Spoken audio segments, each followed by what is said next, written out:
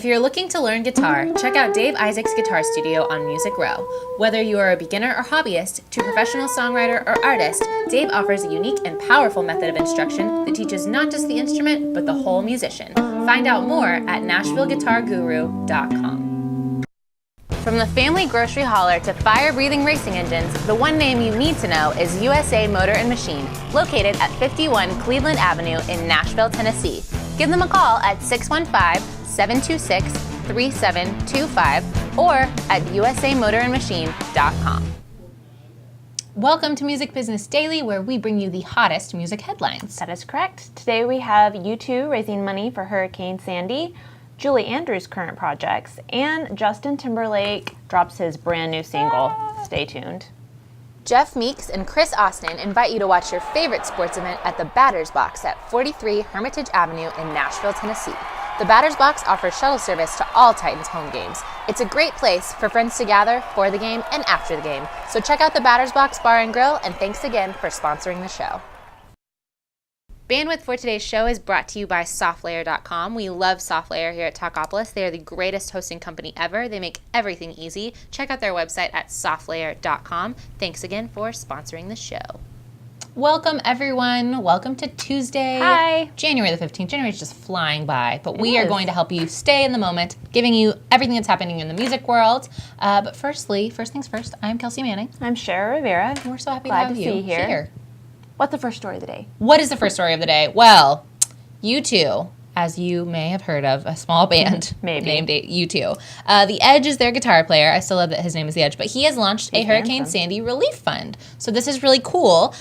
He has this initiative that he started called Music Rising, and it's started to donate, just a small amount of $250,000. But it's really cool because he has started this initiative, and so now he's kind of focused on Hurricane Sandy. So he's kind of picking something specific, which is really cool. And so what they want to do, though, it's very specific. They want to rebuild music programs in the tri-state area affected by Hurricane Sandy. So that includes, schools or any music community centers. So I think it's really cool. I think it's always neat when celebrities, or musicians take time out of their day or, start an initiative to donate. But I really like just how specific he's being, because you can tell that music is important to him, and so I think that's going to be really cool because there's a lot of money that's going towards that, but it's cool to see it going towards one little area. So congrats. Yeah, I mean, seems like most money is going to be rebuilding bridges and buildings and things like this. And so what happens to the music? Yeah, it's interesting to see, kind of his focus is there. So I think that's very neat. Speaking of music, yes, second story of the day, Julie Andrews. Well, she says her voice isn't coming back, but she's not staying silent.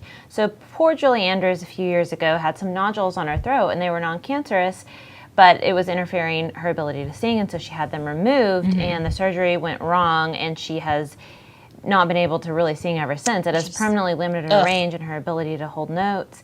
But she said, you know what, I can find other things that I'm passionate about. And so she sang a little bit in the Princess Diaries too, and then in a 2010 London concert, but she called those speak singing. So she's 77 now, and she's dedicating her life now to writing children's books. Which is really cool. I know.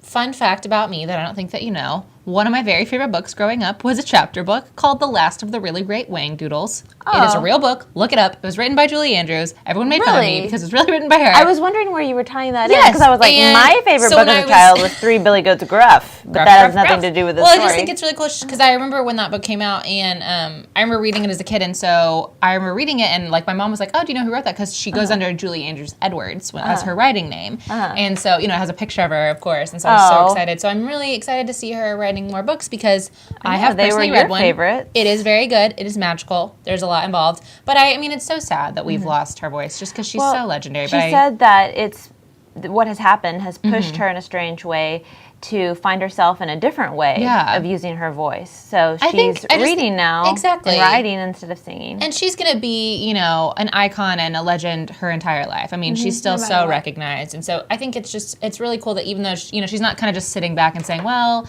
I can't sing anymore, so career's over. Like, I think it's really cool that she's, you know, putting them into writing books. Me so too. We are excited, and I want to read all of her books, obviously, to add to that.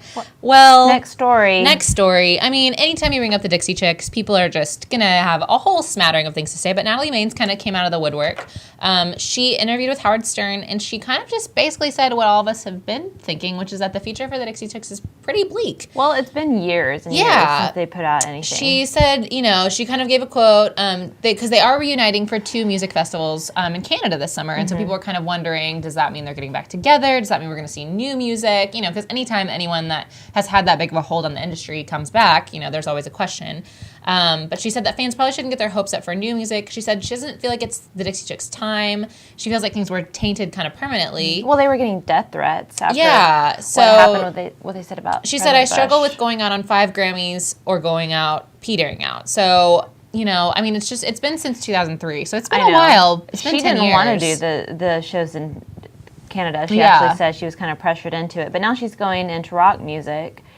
And so her new album is going to be called Mother, and it's due out May 7th. And Ben Harper is actually producing it. So I'm really excited to see what that holds. She said she's kind of turned her back, I feel like, on country fans Probably a little bit. She said that she used to say, I hate country music. Anything but country is what I'll listen to. And so she's saying she feels like the fans have kind of turned their back on her, country fans anyways, and so she's turning her back on them and doing rock music Just now. one big whatever. I think it's cool that she's still making music. I'm interested to see if this album her does voice well. is gorgeous. I love it. I'm interested to see what the response is from the Canadians who get to see them, you know, in concert.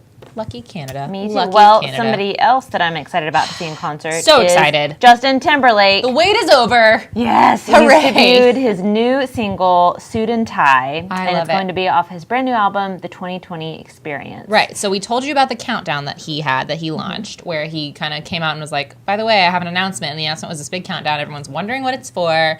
So it's really him releasing a single, and he said his album is going to be out later this year. And he also, what was really cool is he kind of gave this like open letter that basically said like, I'm sorry, I had a lot of fun making you guys wait, but at the same time, you know, he didn't want to release anything until he was really ready. He's been kind of like under the radar producing this. Let's listen to a little bit. Let's listen to just a little musical snack. Just get this. What's your favorite thing to say? It is. It's delicious. I can't wait till I get you on the floor, good looking. So good. That's what I always say. Can't wait to get you on the floor, good looking. Using Cher Rivera's lines in his songs. Took some tips. But it definitely sounds like JT.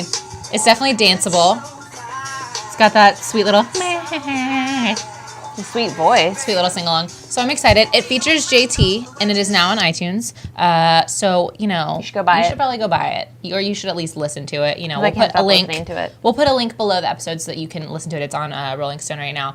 But I'm just excited. I'm excited to see where this goes. It has a little R&B feel to it. And, you know, he hasn't given any dates for the album or any tour dates, but that he said 2013 is going to be a big year for him. So I am stoked for him to be putting out new music. Cannot wait. Somebody else that I can wait for putting out new music Definitely can't wait. Chris Brown. Oh, man. So, you know, he's been on again, off again with Rihanna and Karrueche Tron, I think is how you say her name. That is his ex. But, so they're all in kind of this weird little love triangle right now, and I guess Chris Brown has asked for a sit-down with all 3 of them. Which I don't understand. And I don't either. So she said that all 3 sit down might be a little bit much. Maybe. But she's a mature person and she can deal with a lot. They also have made a clothing line together. And it's a unisex clothing line. So we'll see how that goes. It really just feels like it's just a call for more media attention. It's a call for more press that they would have to have a sit down to talk about their relationships. Like you can't just like do that at the Starbucks. I don't know. And it probably would be taped, I bet. Yeah, I mean you can't just viral. Like I don't know what Rihanna and Karrueche and Chris's schedules are all like, but I mean we can't just work that out somewhere that's not like a public acknowledgement, but yeah, I don't know. It doesn't need to be all 3 of them. I don't know. Because he said he broke up with her so he wouldn't hurt her because he was such good friends with Rihanna. You know, just whoever's in either of their camps just needs to be like, hey, let's focus on making music. Let's focus on, you know, perfecting our dance moves. Let's focus on a perfume line. I don't know, but just really, the only time you're in the media is just to be like, yeah, I broke up with this girl, but I'm still into her. But also, I'm dating Rihanna. Like, just sit down, Chris Brown. Sit down and don't have a sit down. Last story. Willow Smith is obsessed with Radiohead. Who knew? I know. She samples Radiohead's Codex from their King of the Limbs album on her new song, Sugar and Spice. Mm-hmm. So I think that's really cool. I never know how old that kid is. Is she like 12? Willow Smith. She's like, I want to say she's like 15, 16. But she's had a number 1 already. Willow Smith does not slow back down. And forth. Yeah, she just does not slow down. She whips her hair back and forth, and she just keeps going. I just think it's just really funny to me. Like, who knew that she was really into Radiohead and was like, I'm going to sample Radiohead. But remember last year they were saying she was a fashion icon and she shaved all her hair off. And I'm like, I never know what that kid's up to. She's always doing something. She's just, honestly, like, her and, like, Blue Ivy and Surrey Cruise, like, you know, it's going to be a lot to keep up with. So look out, America. But, I mean, I do want to hear the song. I haven't heard it yet. Just because, you know, I think she could probably make something fun out of it. She's very danceable. She's very talented. But I also feel like if you're Willow Smith, you're like Will Smith's kid. Like, if you like Radiohead, you're just like, all right, well, I'm going to put Radiohead on my next song. Mm-hmm. You know, she could be like, I really like, you know, Billy Joel. Yeah, Billy Joel, Dolly Parton. And they'd be like, all right, sure. I really like Willow Prince. Smith, you're so cute. Yeah, exactly. Well, I don't know about Prince. You never know. If they're that good of friends. You never know. Friends. Well, everyone, thanks for watching. We'll be back tomorrow. Yes. It'll be Wednesday. But if you can't wait that long, find us on Facebook. Facebook.com/Talkopolis. Or download our app, because it's free. You can put it on your phone, and you can put it on your iPad, and you can put it on your Android, because you have all 3 of them, I'm assuming. Maybe. And you can just stay in touch with us. That's right. Thanks Sounds for like watching. a great plan. We'll see you soon. See you tomorrow. Bye. Microcasting for your city. Talkopolis.